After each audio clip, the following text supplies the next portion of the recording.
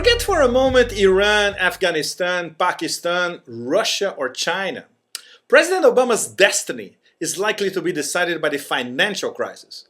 And it all depends on this man with, finally, a plan.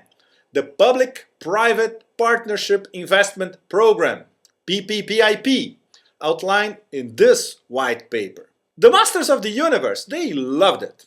Anybody would love it. Can you imagine if Treasury Secretary Tim Geithner offered you up to $1 trillion? If PPPIP sinks, Obama sinks. It's as simple as that. So will it work? That depends on a lot of variables, says the website Credit Write-Downs. And that includes, and I quote, Obama using his inner Bill Clinton to demonstrate to millions of Americans he can feel your pain.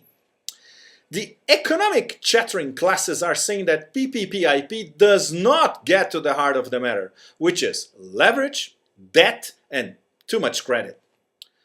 The former US business editor of the Financial Times, now with The Guardian in London, he shows that the Brits tried more or less the same thing and failed. He says, and I quote, both the US and the UK plans underestimate the scale of the crisis. David Goldman, formerly from Bank of America, he says that nationalization, that's what a lot of economists would prefer in fact, that would be, he says, I quote, unnecessary, apocalyptic, and politically undesirable. But this is his money quote. The Geithner plan was all about suppressing the perception that banks were about to fail and that the financial system was about to break down. President Obama knows that perception is reality, especially in the US. In his press conference, in which, by the way, nobody asked him about bank bailouts, he confidently projected the impression that after this crisis, everything will be back to the old golden kingdom of financial capital, which has not abdicated from any of its political and economic privileges. We believe that if you take the steps that we've already taken with respect to housing, with respect to small businesses, if you look at what we're doing in terms of increasing liquidity in the financial system, that the steps that we're taking can actually stabilize the economy and get it moving again. Nobel Prize winner Paul Krugman is not convinced. Krugman says that Geithner is recycling Bush's Treasury Secretary Henry Paulson cash for trash plan. You remember this one. So the new scheme also will not work. The US is heading to, I quote, a Japanese-style lost decade of zombie banks. James Galbraith, he also nails it, very politely.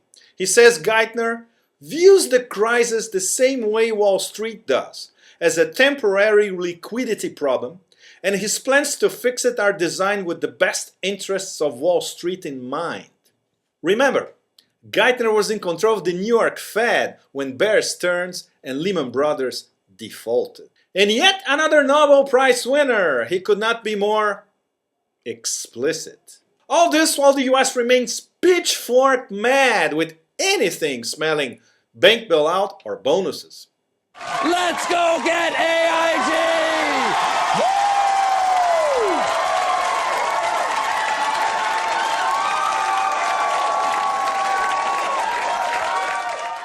So take PPIP as a welfare state for billionaires. Or, this one is very, very popular, hedge fund socialism. PPPIP will rely on Federal Reserve printing a lot of taxpayer money to subsidize Wall Street. Geithner and Fed Chairman Ben Bernanke, they are all in this together. And even their suits match. In the end, the suits in Wall Street, shall we call them friends of Geithner maybe? They dictated their terms to Obama. It's all here in this striking Wall Street Journal piece that very few people read it actually. This was the bank's message, and I quote, "If you want our help to get credit flowing again to consumers and businesses, stop the rush to penalize our bonuses." With US taxpayers putting up 94% of the investment, but only getting 50% of the profits, here's the verdict of Dutch maverick Willem Buiter of the London School of Economics. This thing is bad, he says, but it could be worse. To do it right, Geithner says, Geithner will have to come up with more than $1 trillion. He's just spending a mere $100 billion. So he's leveraging the US taxpayer 10 to 1. So this is essentially another $1 trillion check. The account happens to be already overdrawn by $11 trillion. Yes, the US heroin or opium, after all, let's talk about Afghanistan, is debt. Total debt is already $57 trillion. In the last 6 months alone, debt in the US has increased by $4 trillion. Soon, it may be bye-bye dollar hegemony. China is freaking out about financing US debt. China's central bank chief, he wants a new world reserve currency. That will be the IMF's special drawing rights, the SDRs. Essentially, this is a basket of currencies. Will it happen? Well, it's possible. The Eurozone is neutral, but the word in Brussels is that they would love this. The BRIC countries, Brazil, Russia, India, and China, plus South Africa, plus South Korea, plus a UN commission of experts, they all want it. And in fact, they will demand the proposal to be studied at the G20 meeting on April 2 in London. The goal of the G20 summit, I think, is to do a couple of things. Number one, say to all countries, let's do what's necessary in order to create jobs and to get the economy moving again. Let's avoid steps that could result in protectionism that would further contract global trade. Let's focus on how are we going to move our regulatory process forward in order so that we do not see the kinds of systemic breakdowns that we've already seen. Well, systemically, countries would rather see that the US cannot borrow dollars and pay back, well, maybe pay back much, much later in devalued dollars. So they want a new world order, and you betcha, it is coming. It's just around the corner, maybe. So while the bells toll for the global disaster, America is already thinking post-Geithner. Will there be a savior? You betcha. Oh yes, there he is. The resurrected steamroller himself, former New York Governor Eliot Spitzer. America may in the end forgive and forget his taste for young, expensive hookers. After all, one thing he does know is how to nail mature, expensive masters of the universe.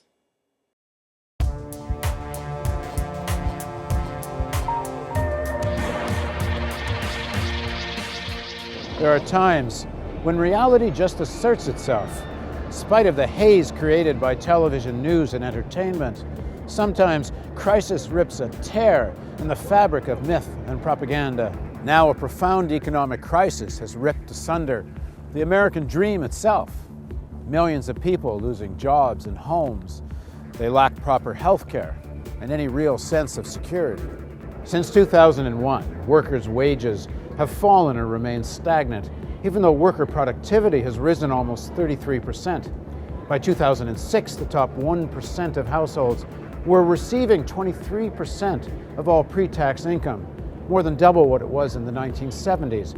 It's the greatest concentration of income since 1928. As unemployment rises, we need to know why this crisis is happening and what we can do to defend ourselves. Why are wages so low? Why is the society so laden with debt? Is it in ordinary Americans' interest to have a $1 trillion military budget to project power across the globe? Corporate television news won't ask these questions, let alone try to find answers.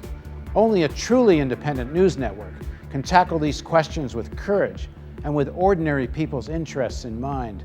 We need a news network that's independent of corporations, governments, and political parties. We need the real news. But there won't be a real news network unless we raise substantial funds right away.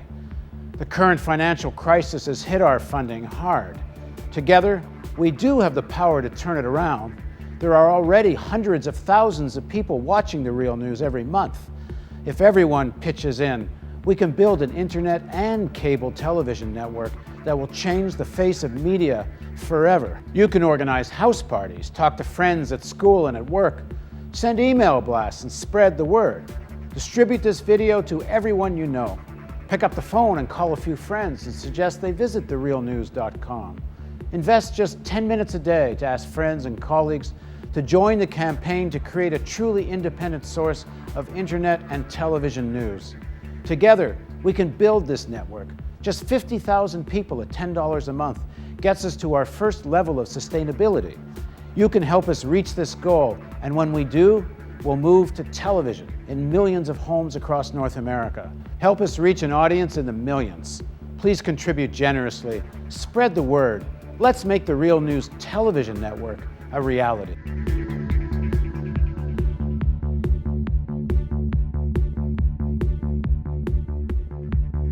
Your tax-deductible donation makes it possible. Please contribute at therealnews.com.